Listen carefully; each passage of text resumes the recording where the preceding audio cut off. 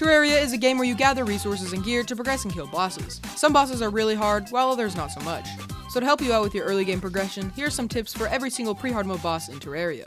The first boss on our list is the King Slime. He spawns from either killing lots of slimes during the Slime Rain event, or from using a slime crown. King Slime is a fairly simple boss for many people because he has no projectiles and he's easy to run from. The only difficult factor to consider is his contact damage, which is a ton, even for classes like Melee. So to counteract this, I would recommend using any weapon that has range. Some of the best ones for each class being an enchanted sword or mace, any bow, any staff, or any summon for that matter. I would also recommend using a platform arena to easily dodge him when he teleports to you. Alright, now that you know how to beat the King Slime, let's move on to the Eye of Cthulhu.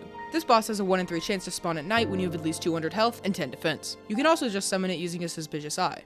This boss is a little bit more complicated than the King Slime because it has 2 stages. The first stage, he spawns many eyes that attack you, and in the second stage, he has more contact damage but stops spawning the eyes. In Expert and Master mode, however, the second stage has a dash attack that's very hard to dodge. Because of the second phase's dash attack, a long platform combined with Hermes boots allows for easy dodging of the dashes. For weapons, it doesn't matter that much, but I would recommend using a weapon that has fast projectiles such as the Blade of Grass, a Diamond Staff, a Mini Shark, or a Whip with a Flink Staff. The next boss is either Eater of Worlds or the Brain of Cthulhu if you have Corruption or Crimson. Eater of Worlds is a worm-type boss that has multiple segments that split when you damage it. It spawns from breaking 3 shadow orbs with a hammer and the Corruption. Because of its abundance of different parts, I would recommend using some type of piercing weapon such as a flail, a bow with Jester's arrows, a vile thorn, or a snap thorn with any type of summon since they all pierce. I would also strongly recommend to use a slime mount during the fight because you can't get damage from the boss below, which helps out tremendously. For arenas, I would recommend not fighting it on the surface to avoid the vile spit that shoots at you when you fight it there. Because you're not fighting it on the surface, you should also dig out a large area in the Corruption biome to make this boss easier to dodge. The next boss on our list is Brain of Cthulhu. It's a boss that gets summoned from breaking 3 Crimson Hearts in the Crimson biome. This boss has 2 different stages. The first stage, he spawns a ton of eyes, where killing them decreases his health.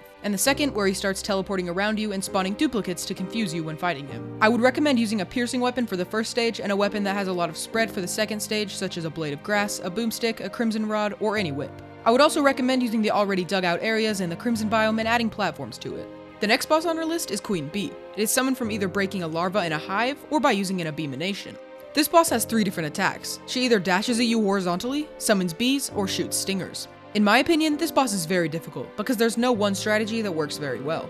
So because of this, I would recommend just digging out a large area in the jungle and adding many layers of platforms to create a large platform arena. For weapons, I would recommend using a Blade of Grass, a Mini Shark, a Diamond Staff, or a Whip with the Obsidian Armor for the buffs it gives to whips.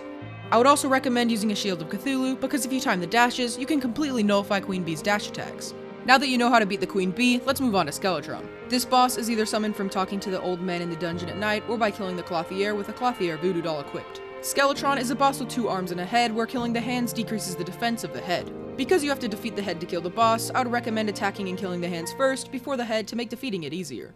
If you attack the head first, it'll have more defense, and the hands will be attacking you, which will make it much more difficult overall. For arenas, just make a large platform arena near the dungeon similar to the one made for Queen Bee. For weapons, I would recommend using a Flamerang or Volcano, a Molten Fury, a Bee Gun, or a Snapthorn with an Imp Staff.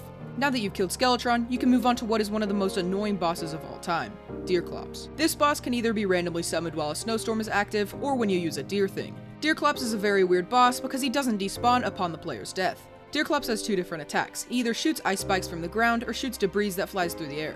In Expert and Master mode, however, he periodically summons shadow hands that fly towards you, dealing lots of damage. Because you don't have to worry about survivability, specific arenas and weapons are not as useful as other bosses. Despite this, a long platform out of his reach is very useful, but make sure not to go too far away because if you get a minimum of 30 blocks away, it'll activate an invulnerable state, which makes him take no damage. For weapons, I'd recommend using a Flamerang, a Molten Bow, a Spinal Tap with an Imp Staff, or an Aqua Scepter. The last boss, but definitely not least, is the Wall of Flesh. This boss can be summoned from either putting the Guide or a Guide voodoo doll into lava. The Wall of Flesh is a boss with 2 eyes and a mouth, with the eyes shooting lasers and the mouth having more defense. This boss also summons minions called the Hungry that are super annoying. For arenas, just make a large platform of ash along hell with periodic holes to drain lava from lava slimes. For weapons, I would recommend using something that has a combination of Pierce for the Hungry and Damage for the boss. These would include a Knight's Edge, a Water Bolt, a Star Cannon, or a Spinal Tap with an Imp Staff.